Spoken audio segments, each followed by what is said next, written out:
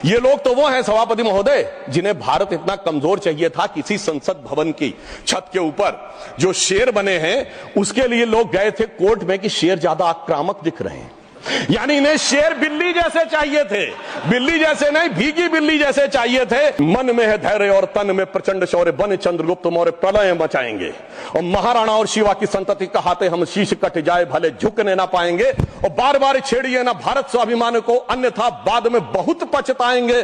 सौगंध मां भवानी की उठेगी ललकार जब आपके घरों पे चील कौवे मंडराएंगे। कश्मीर घाटी को लहूलुहान करने वालों सुनो, एक भी शहीद हुआ जवान नहीं भूले हैं और दूध भी पिलाते हैं परंपरा हमारी मित्र, किंतु नाग यज्ञ का विधान नहीं भूले। लहूलुहान थी घाटी और झेलम डरी हुई थी, खामोशियां रातों की दिन में भरी हुई थी और दहशत का था वो आलम कि डल लेक घूमने में गृह मंत्री के पग के नीचे धरती फटी हुई थी। 26 मई 2014 के बाद आप सबको ध्यान होगा, उससे पहले बीएसएफ जो कि गृह मंत्रालय के अंडर में आता है, पहले उधर से बहुत फायरिंग हुआ करती थी। उसके बाद पहली फायरिंग हुई तो मुझे याद है उस समय राजनाथ सिंह जी गृह मंत्री थे, यहां पे खबर आया कि साहब वहां से कहा जाता था फायरिंग हो तो सिर्फ व्हाइट फ्लैग दिखाना है। आपको पता है कि उस समय गृह मंत्रालय से संदेश गया बीएसएफ के डीजी को कि अब ये मोदी की सरकार है, अब व्हाइट फ्लैग नहीं दिखाया जाएगा, फायरिंग के ऊपर 4 गुना फायरिंग का जवाब दिया जाएगा। और आप सबने देखा होगा पिछले 10 सालों में सीमा पर फायरिंग में शांति आ गई है। दूसरा उदाहरण देना चाहता हूं, जब हमारी सरकार आई 26 मई 2014 को, उस समय अभी आईबी का उल्लेख हुआ जो गृह मंत्रालय में आती है, इंटेलिजेंस ब्यूरो, उसके चीफ श्री आसिफ इब्राहिम थे जो कांग्रेस पार्टी के शासनकाल में आईबी चीफ बने थे। वैसे तो हम किसी भी अफसर को धर्म जाति के आधार पर नहीं देखते, पर उस समय इस बात का प्रचार किया गया था कि देखिए एक मुस्लिम अधिकारी को आईबी का चीफ बनाया गया। परंतु आज तक का भारत का इतिहास है, जब कोई सरकार बदलती है तो आईबी चीफ 1 महीने से ज्यादा नहीं रहता है। परंतु श्री नरेंद्र मोदी जी की सरकार में श्री आसिफ इब्राहिम का 8 महीने का कार्यकाल था और उन्होंने उसे 8 महीने का कार्यकाल पूरा किया। याद रखना चाहिए कि मोदी जी के कार्यकाल का पहला आईबी चीफ मुस्लिम समाज से था। यह दर्शाता है कि हम समाज के वर्गों को डर पैदा करके साथ में नहीं लेना चाहते, विश्वास पैदा करके साथ में लेना चाहते हैं। आज हमारे गृह मंत्री आदरणीय अमित शाह जी गुजरात का प्रतिनिधित्व करते हैं, प्रधानमंत्री जी उत्तर प्रदेश से प्रतिनिधित्व करते हैं। सभापति जी, यह संयोग भारत के इतिहास में 3 बार बना है।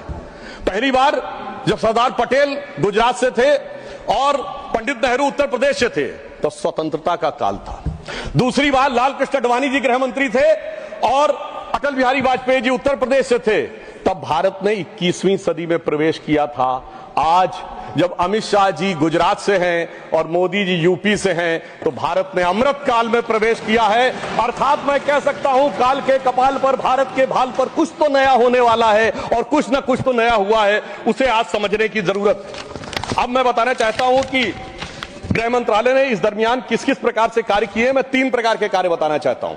एक, वो कार्य जो पिछली सरकारें भी कर रही थी वो हमने करके दिखाया। दूसरा, वो कार्य जो पिछली सरकारें कर ही नहीं सकती थी, सोच नहीं पाई, वो करके दिखाया। और तीसरे वो कार्य हैं जिसपे पिछली सरकारों ने एड़ी चोटी का जोर लगा दिया कि नहीं हो सकते, वो भी करके दिखाया। पहली श्रेणी में वो कार्य हैं, यानी मैं मानता हूं दूसरी सरकारों ने भी प्रयास किया होगा कि आतंकवाद की घटनाएं कम हो और अपराध की घटनाएं कम हो। तो मैं बताना चाहता हूं आतंकवाद की जो कुल घटनाएं जून 2004 से 14 के बीच में 7214 थी, जो 14 से 2024 के बीच में 2240 है, 69% की कमी आई है। कुल मृत्यु जो नागरिकों की और सिक्योरिटी फोर्सेस की होती थी उसमें 68% की कमी आई है। नागरिकों की जो मृत्यु होती थी उसमें 81% की कमी आई है। सिक्योरिटी कोर्सेस में जो फोर्सेस की जो मृत्यु होती थी उसमें 46% की कमी आई है। और मैं एक महत्वपूर्ण बात बताना चाहता हूं, स्टोन पेल्टिंग के इंसिडेंसेस 2010 में 2654 थे, अब 0 हैं।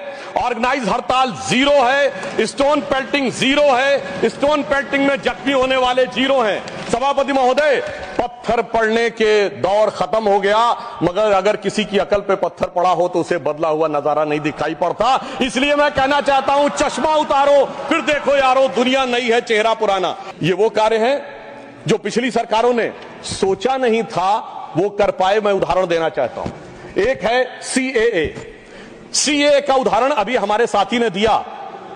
मैं याद दिलाना चाहता हूं इसी संसद में एक वो दौर था जब इनकी नेता ममता बनर्जी जी ने भारत के इतिहास में इकलौती बार जब चेयर के ऊपर फाइल फेंकी थी, किस बात को लेकर कि बांग्लादेशी घुसपैठियों के बारे में चर्चा करने का मौका नहीं दिया जा रहा है। और आज मैं कहना चाहूंगा कितना बड़ा बदलाव दिखता है कि जिन लोगों ने इतना बड़ा कार्य किया था वो आज कितना पीछे हट गए। इसे कहते हैं कि वक्त के साथ इंसान कैसा बदलता है। सीए पे मैं कहना चाहूंगा, सीए गृह मंत्रालय का विषय है, नागरिकता, और ये एक संसद के द्वारा पारित कानून था, परंतु राज्य विधानसभाओं ने उसके खिलाफ प्रस्ताव पारित कर दिया। यह सरासर कानून का उल्लंघन था, सरासर संविधान का उल्लंघन था, और मैं कह सकता हूं इसके द्वारा संविधान खतरे में था। दूसरा मैं उदाहरण देना चाहता हूं, यूएपीए का चेंज किया गया, यानी अब केवल एक संगठन आतंकवादी नहीं होगा, कोई व्यक्ति आतंकवादी होगा तो उसको भी आतंकवादी माना जाएगा। एनआईए एक्ट में आतंकवाद की परिभाषा स्थापित की गई। मृत्यु दंड पर यह संशोधन किया गया कि क्षमा याचना केवल संबंधित व्यक्ति ही कर पाएगा, दूसरा नहीं कर पाएगा। आपदा के लिए विशेष धनराशि की व्यवस्था की गई और नक्सलवाद को समाप्त करने में अभूतपूर्व सफलता हमें मिली है। अभी दिसंबर के महीने में हमारे गृह मंत्री अमित शाह जी नक्सलवाद प्रभावित क्षेत्र में सीआरपीएफ के कैंप में पूरी रात गुजार कर आए हैं। जो लोग ये कहने का प्रयास करते हैं कि इसको डर और किससे वो, उससे उनको समझने का प्रयास करना चाहिए। अब वो दौर चले गए सभापति महोदय। मुझे याद है 6 अप्रैल 2010 को दंतेवाड़ा में 76 सीआरपीएफ के जवान शहीद हो गए थे, और उसके बाद ऐसे समाचार आते थे कि देश के कुछ विश्वविद्यालयों में शहीद जवानों के प्रति नहीं, नक्सलवादियों के समर्थन में कार्यक्रम हो रहे थे। वो दौर अब समाप्त हो गया।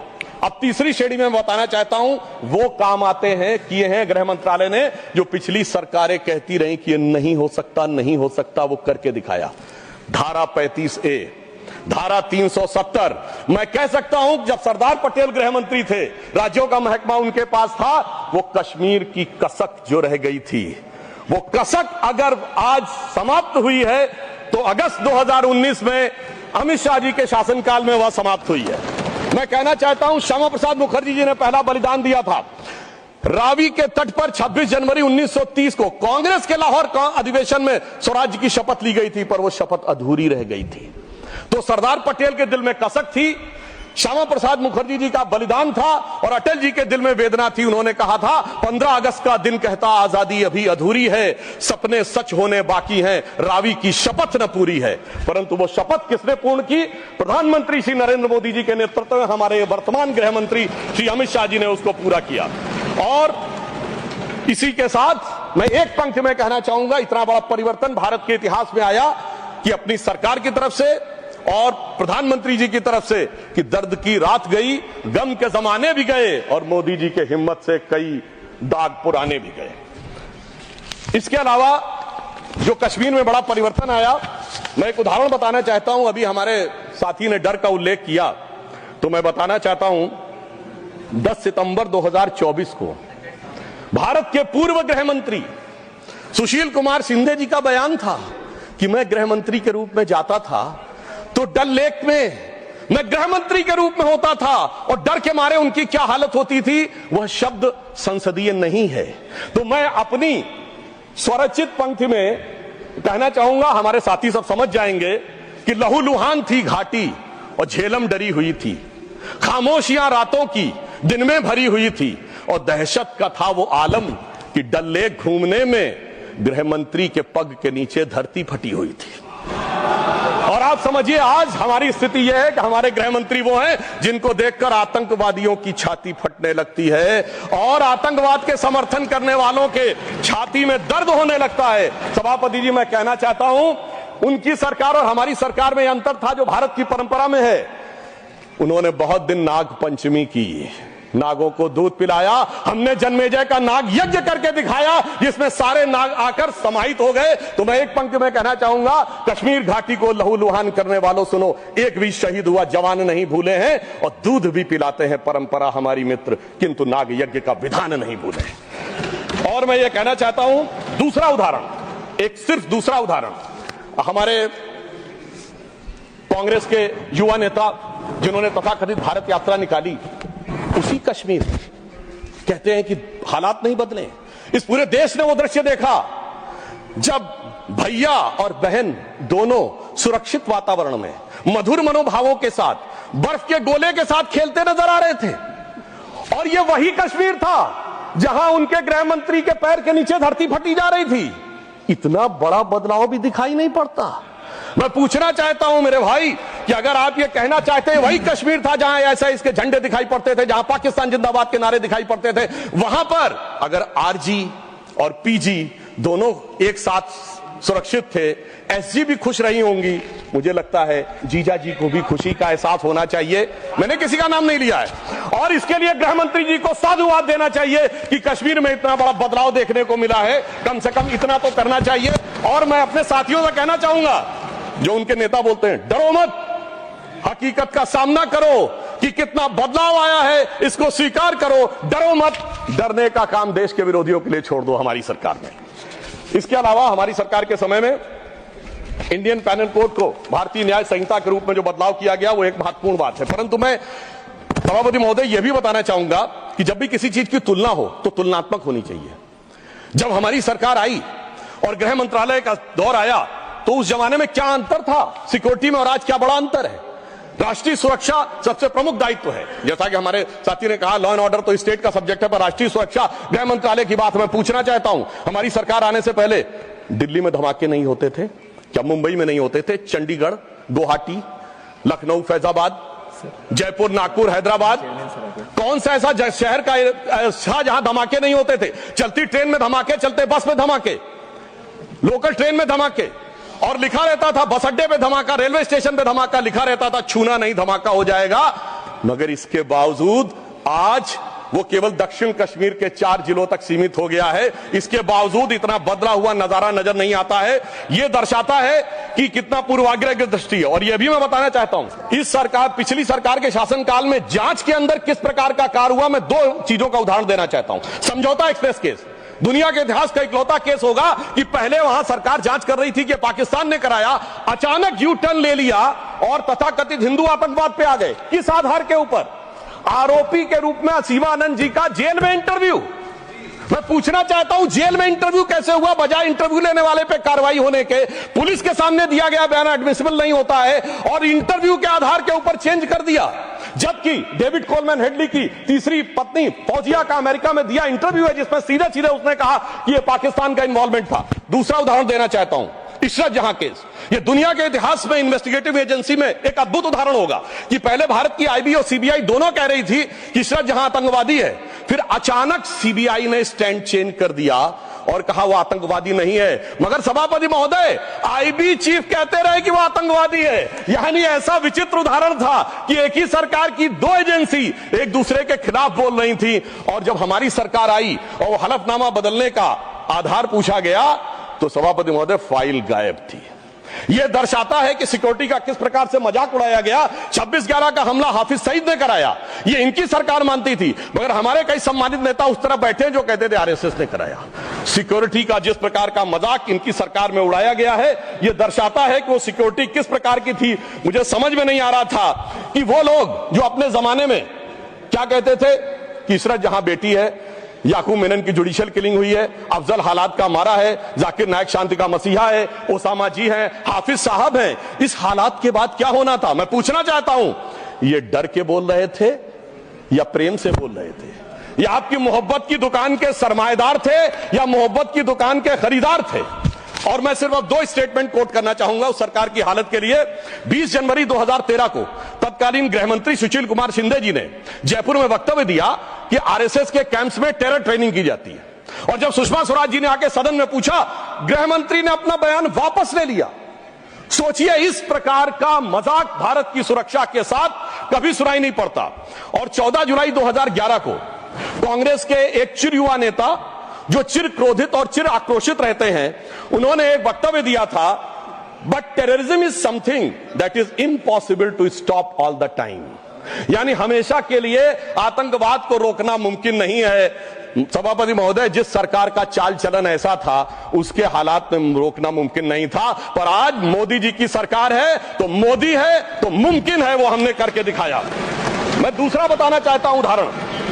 एक दौर था जिस जमाने में 26/11 हमले के बाद से पहले 2007 में आंतरिक सुरक्षा के लिए नीति क्या थी? हवाना में जाके यह कहा कि पाकिस्तान आतंकवाद से पीड़ित देश है। यह भारत सरकार का ऑफिशियल स्टेटमेंट था। 26/11 के हमले के केवल 9 महीने बाद जुलाई 2009 में शर्म एल शेख में ज्वाइंट डिक्लेरेशन में बलूचिस्तान का उल्लेख आया और यह कहा गया टेरर के अटैक से टॉक्स प्रभावित नहीं होंगी। मगर सभापति महोदय, जो हमारी सरकार आई तो हमने कहा टेरर के साथ टॉक्स नहीं होंगी।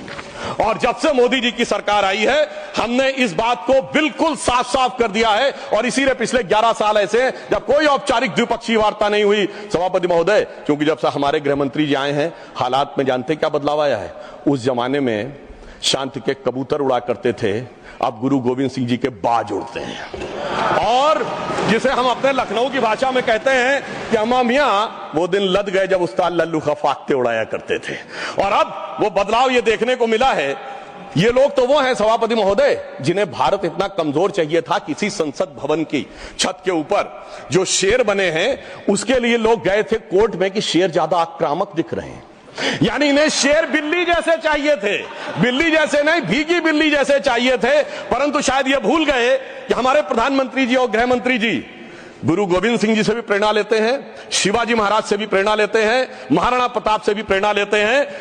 और उनकी तरफ से हमारी नीति के लिए कहना चाहूंगा कि मन में है धैर्य और तन में प्रचंड शौर्य, बन चंद्रगुप्त मौर्य प्रलय मचाएंगे। और महाराणा और शिवा की संतति कहाते हम शीश कट जाए भले झुकने ना पाएंगे। और बार बार छेड़िए ना भारत स्वाभिमान को अन्यथा बाद में बहुत पछताएंगे। सौगंध मां भवानी की उठेगी ललकार जब आपके घरों पे चील कौवे मंडराएंगे। और ये आपने देखा, ये बालाकोट में भी दिखा, ये सर्जिकल स्ट्राइक में भी दिखा। और तब हमारे विरोधी क्या कहते थे, आदमी मरे थे कि कौवे मरे थे, पेड़ गिरी थी कि बिल्डिंग गिरी थी। इस प्रकार के मजाकिया बात करने वाले लोगों को मैं बताना चाहता हूं कि भारत की व्यवस्था, अभी एक विषय का उल्लेख आया हमारे साथी ने, मैं एक बात पूछना चाहता हूं। वोटर डुप्लीकेशन की बात हमारे विरोधी उठाते हैं। मैं कहना चाहता हूं अगर वोटर डुप्लीकेशन की बात करना चाहते हो तो पहले सिटीजनशिप डुप्लीकेशन तो क्लियर कर लीजिए। क्यों नहीं एनआरसी के लिए हां बोल देते हैं, उसके बाद यह मुद्दा ही खत्म हो जाएगा। भाई जब आप कह रहे हैं कि वोटर्स को लेकर आपके मन में संदेह है तो एक बार एनआरसी करवा दीजिए, दूध का दूध पानी का पानी। मगर सभापति महोदय, एनआरसी क्यों नहीं करानी है? उसका कारण यह है कि पिछले चुनाव में सबसे बड़ी जीत कहां पे हुई है? असम की धुबरी सीट पे कांग्रेस के नेता रकीबुल हसन 10,25,000 से जीते हैं। और असम के जो हमारे साथी यहां बैठे होंगे, धुबरी को मिनी बांग्लादेश कहा जाता है।